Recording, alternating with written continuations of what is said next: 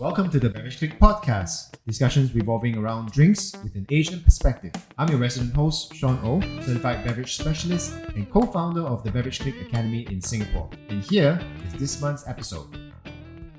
Welcome back to a Beverage Clique Podcast. I'm your resident host, Sean O, co-founder of the Beverage Clique Academy. Today, we are joined by two of my classmates from Brazil, and we have Eloiza as well as Deborah. Okay, I might be butchering your name, but could you all pronounce your full name properly? Yes, Deborah Cavalieri. Cavalieri. Okay. That's a mouthful for myself. And Eloiza? Wow, my name is Patty, so I'm just not too sure. Okay. Eloiza Berger. How do I pronounce it? How do I spell that? It's B-E... Berger? Oh, Berger. Yes, Berger. Okay, got it. Okay, great. Well, it's great having you both on air. How's the course been so far? Well, amazing. Amazing? Yeah, intense. Having too much fun? Oh yeah, too much fun, too many beers, and a lot of different experience. Yeah. People from around the world, a lot of different countries. Mm-hmm. So it was really good, and a lot of information, new information. Yeah, training and all of that. It was amazing thing. Okay, it's great. I mean, both of you came from very distant countries, like myself. But I would like to very much understand a bit more about both of you, as well as what you do in Brazil, and how is it linked to beer? Maybe I will start with Deborah first. Yep. Okay. How do you start? How do you get into beer? Well, I used to work with tourism in São Paulo. I'm from São Paulo, a state in Brazil, the biggest one in the South America. And after that, I started just to enjoy like different kind of beers as a consumer. And I decided to brew my own beer at the hostel that I was the owner. And then I thought it was better than as a hostel work with beer. And I started to study and then completely change my career to the beer market in São Paulo. So I've been working with that, I think, for 5 or 6 years, something like that. Definitely. Yeah. And now I work for Goose Island in São Paulo. Goose Island, yeah. Goose Island is a brewery from Chicago, from the 1988 they started. And the group AB and Bev bought them in 2011, I think so. And then they arrived in Brazil in 2015. So I've been working there as an ambassador of the brand. So I work between sales and marketing for a year. That's cool. Yes. That's great. Yes. Yeah. Hence the program. Yeah, that's the reason why you're doing the program. Okay. Mm-hmm. What about Eloiza, yourself? Yeah, so the story with beer in my family dates from a very long time ago. From when my dad's grandfather migrated from Germany to Brazil. Mm-hmm. And since then, basically, we're trying to keep this tradition alive, mainly my dad. So we started a brewery in 2020. And I really, really liked this and decided to study in the field, So I thought the beer sommelier was a very good beginning. Okay. And yeah. You'll be entering hospitality for your family or not brewing, I suppose. Yeah, no, I do brew as well, like not doing the heavy work, but just staying there looking and checking the recipes. Yeah. But what I like to do the most is talk about beer to people when you're in events like city festivals and stuff. Mm-hmm. I am always the person presenting the beers and everything. So yeah, I also do that on my Instagram as well. They're very nice. Yeah, I follow you on Instagram, so I follow both of you on Instagram. So yeah, I learn a lot about what you do. Maybe talking more about how the Brazilian market is like for our listeners. Mm-hmm. How is it? is it a very big thing? Because in my impression, usually Brazil is more known for things like cachaça. Yeah. It's something similar to rum. Yeah. So how is beer like in it's like Brazil is huge, so there is that's space true. for cachaça, beers, and everything. But it's like the artisanal, the craft beer market is increasing a lot. I don't know, maybe around 10 years. I would say since maybe, in my opinion, I think since 2015, it's when I started to see more breweries and people, in the field. At least in my state, which is, I'm from Espírito Santo, by the way, not São Paulo, which is smaller. So Yeah, I think so. I think that 2012, 13 people start to, like the home brewers, they were more like, oh, I have this beer, do you want to try? Some friends, and then you see this movement happen. And but I think that 2015 it started to open a lot of small brewers, and the law started to change also, because it was very difficult to open a new brewery in like an artisanal brewery in Brazil. The law was basically made for the big ones. Yes, for the big ones. For small Oh, producers. so home brewers had to stop brewing, or is it becoming No, illegal? it's like you could produce in your house, but you couldn't sell this beer. It was forbidden. You need a certificate, and it was really complicated. So we've been through some good changes about that. So now in Brazil, I know that we have around almost 2,000 brewers, small brewers, and most concentrated in the south and in the region that we live, like São Paulo, Rio de Janeiro, Minas Gerais, and Espírito Santo. Some of them in the north, but more on those like in the south and what else? Well, now Brazil has some moments in the brewery, like some styles and some styles of beers that we like it. And now it's like the momento. The moment is like for American IPAs. Yeah. So it's everybody's crazy about that.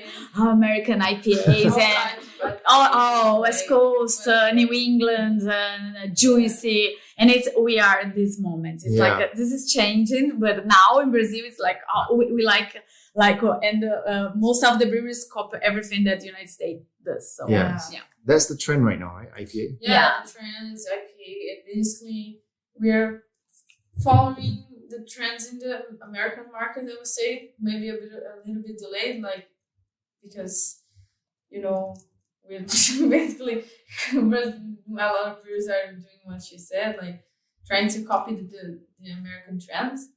But still, you can find brewers that don't do just that, and still the ones that does, not a problem. Most of them do an amazing job. But like my brewery, we like German styles, and that's why I choose to come to Germany to do the Fantastic. course. Yeah, so And besides, your heritage is German. yeah, exactly. But now we're launching also a new brand to go with American, UK styles, and I also want a brand separate for Belgian beers, but that's another plan. Wow, Belgian beers. But I think that's that's a whole- another interesting thing in the Brazilian market, that we have different terroir all around the country, So we have different kinds of fruits, different kinds of spices and everything. So we are doing good stuff with that. I think that the breweries, they discover that they can do that with our real Brazilian kinds of material because of our terroir. Mostly are all. I mean, the grains are all purchased in Brazil, or do you usually like import them? Do you think? Oh, that really depends on the brewery. Yeah, depends on the You brewery. can buy from the national company that malts them. Yep. But you can also import them. Yeah, Okay. I think that the thing that we import more are the hops. Yeah. Hops. Oh, the Hops. hops. Yeah, Hops the from, hops. Yeah. from America, I suppose. Yeah, because of this. Right, the whole American the moment more, Yeah. more from the United States, but it's like hops production in Brazil is it's too small. I think it's like 1% of the market. Oh, Just that, because we don't have like exactly terroir for that. yeah. You know? But there is no purity law in Brazil, right? Is there? I mean, the law has been changing a bit. Before, you could not add fruits, honey, that kind of stuff. You could not add it and call it a beer. Mm-hmm. But now I think you can, right? No, add fruits you could. Yes. You cannot put some like animal protein, like a honey or Right. So it's kind of like vegan in a way. or like if you put like some lactose, some you can, but you can call beer. It's like a mix. It's an alcohol drink. Yeah. Something like that. Yeah. But Now you now can. you can. Now you can. And Yeah. I've heard that you guys are infusing like local fruits like acai. Is that true? Yes. That's how Catarina Sour. Yeah. Catarina sour. Yes. Yes. It's a typical Brazilian style. Like, it's a sour beer. It's a fruit sour beer made specifically with Brazilian fruits. And that's what you talk about, the terroir and stuff. Each brewery in each region, it's going to have a different fruit. So it's even more diverse. Like, you have an even bigger diversity. We, for example, we brewed with Araçaúna and Jabuticaba.